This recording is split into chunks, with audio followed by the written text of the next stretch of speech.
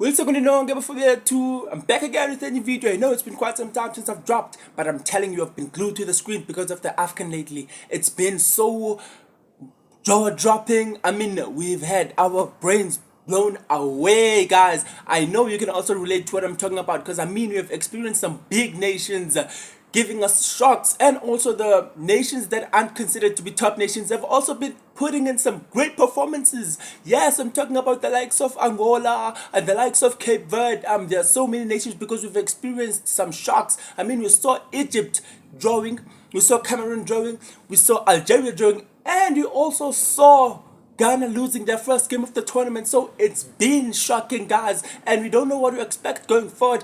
Senegal is Senegal, and Senegal was Senegal. They did teach Gambia a lesson by 3 goals to 0, and it's something that we can say that we quite expected. They're the defending champions and they've been flying high. So yes, guys, today we are looking forward to 3 games which are going to be televised on SuperSport and SABC. So we know that we are looking forward to Mali against South Africa, we have Tunisia against Namibia, and we also have Burkina Faso against Mauritania. So it's just going to be a stellar day where we're going to experience highly competitive football. We are going to experience highly competitive football. So I'm looking forward to today, and you can also catch those games. I did tell you that you can catch them on SuperSport and also SABC. You can also listen it on radio.